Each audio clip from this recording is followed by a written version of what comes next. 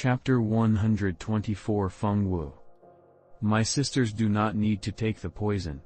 Is my life not enough as collateral? Lady Yan, who previously swallowed the pill, prevented second wife Li from taking the poison. When Han Li heard Lady Yan's words, he was slightly stunned, exposing an appearance of surprise. After he immediately muttered to himself, he slightly nodded his head and said, "Since fourth martial mother feels so deeply for her sisters, I, Han Li, will not be an unreasonable person. Fine, second martial mother and the rest do not need to take the poison." After Han Li said this, he took the bottle from Lady Yan's hands and stored it in his bosom. Since this affair has been concluded, I will first take my leave. Tomorrow at this time, I will come back to the Mo estate for the portrait and other necessary items, then I will directly head to the hegemon's villa. Thank you for your troubles, young master. Lady Yan and the others stood up to send him off. Han Li faintly smiled, turned his body as easily as wind, and left the room. Just as Han Li had left the small building, there were the sounds of many hurried footsteps from behind him. Senior apprentice brother Han, wait a moment. My second sister has come to find you for a certain matter. Han Li heard the shouting voice of that young girl, Mo Kaiwan, and sighed. He helpless turned his body. He saw that little demoness take the lead at the front, followed by Mo Fengwu and Mo Yuju. They were all walking straight toward him. Mo Kaiwan overtook Han Li by a few steps. Then she widely opened her eyes, walked around him in a circle, and smacked her lips incessantly as if she were looking at a rare object. All right. Senior apprentice brother Han, I was already quite bitter from being cheated. However, I didn't expect that you were also a faker. You actually went as far as to use some small thing to trick me into moving around in circles. When Han Li heard this, he rolled his eyes at this girl. What small thing? This girl clearly wants a better gift, and thus, he must leave at once. Third sister, don't be rude. Stop making trouble for young Master Han. This was the first time Han Li heard Mo Fengwu's voice. It was completely gentle and soft, like velvet, and could give a person a sense of comfort. What? Am I not taking revenge on behalf of our mothers? Who let this guy act so lofty in front of my mother? Mo Kaiwan angrily asked. Sure enough, the words Han Li heard fit his expectations. This girl had came here purely to vex him. In that case, he no longer paid notice of the little demoness and turned his head to Mo Fengwu, second junior apprentice sister. Is something on your mind that compelled you to find me? Having Han Li speak to her caused her to complexion to slightly red. However, she continued, softly saying, Fengwu came to find young Master to simply know whether third sister's winding fragrance pills were truly gifted by young Master. Has my father's medical expertise been completely passed down to young Master? When Han Li had first seen Mo Fengwu, he had quite a favorable impression of her.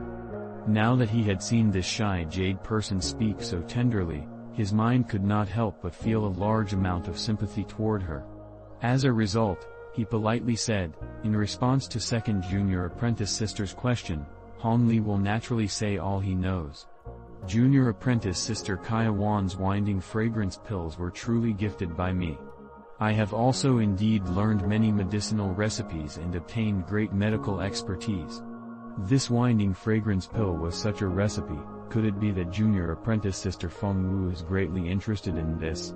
Ever since Han Li had seen the medicinal herbs growing in the back garden, he knew for certain that there was someone here learning Dr. Mo's medical expertise. Now that he saw Mo Fengwu ask this, his mind knew that it was most likely to be the jade person before him. As expected, after Han Li said these words, this young woman, who originally seemed extremely gentle and quiet, displayed a cheerful expression from her eyes as she said, I won't conceal this from young Master. Ever since Fengwu was a child, she was greatly interested in father's medical skills and meticulously studied many of father's medical books and experiences. Unfortunately, when father departed the Mo estate, Fengwu's age was still young, and thus, what she had acquired was quite limited.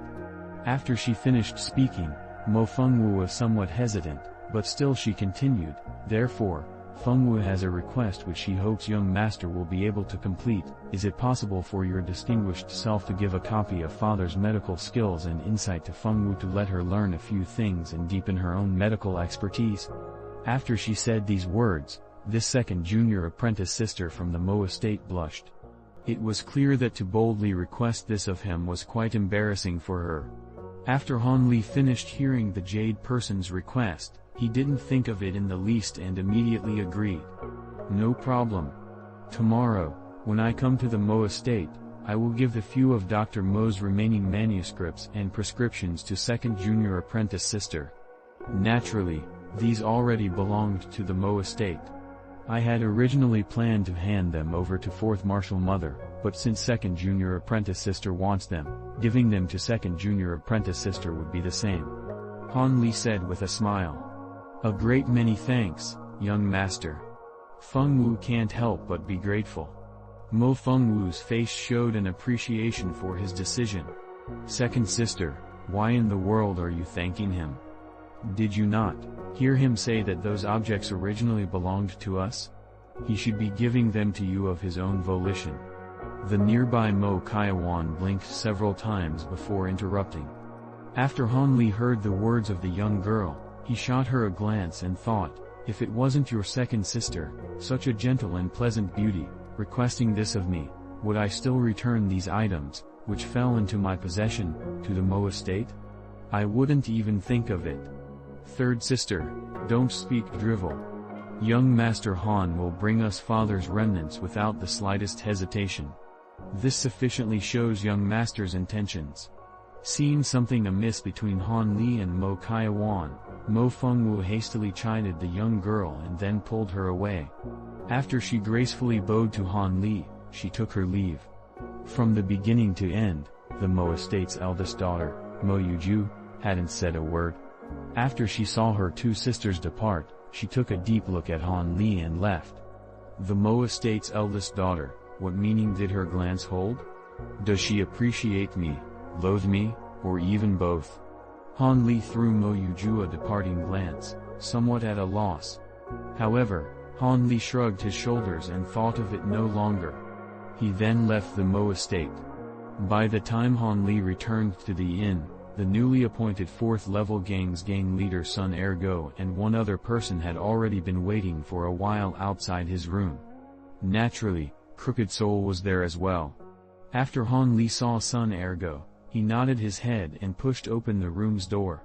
Sun Ergo and the other person immediately followed him inside. Then each person had a man respectfully standing on either side of them to attend to their needs. After Han Li sat down, he sized up the stranger that came in with Sun Ergo. He was a robust man of perhaps 30 years and had a frightening face as well as a fearsome appearance. Seeing your bright red face, you must have already acquired the seat as the gang leader of the 4th level gang. Han Li faintly said to Sun Ergo. Take a seat. Take a seat.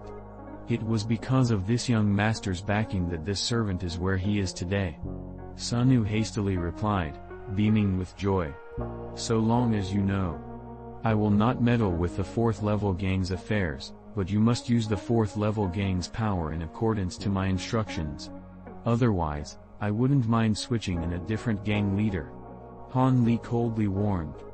These words made Sun Ergo, originally lost in joy, immediately shiver, greatly clearing his clouded mind. I will follow young master's instructions at any cost. Even if it costs me my life, I will do it. Sun Ergo assumed a loyal appearance in a rush. Han Li faintly let out an N, no longer taking notice of Sun Ergo and instead turning his gaze to the other man. You were the one that heard the Immortal's conversation?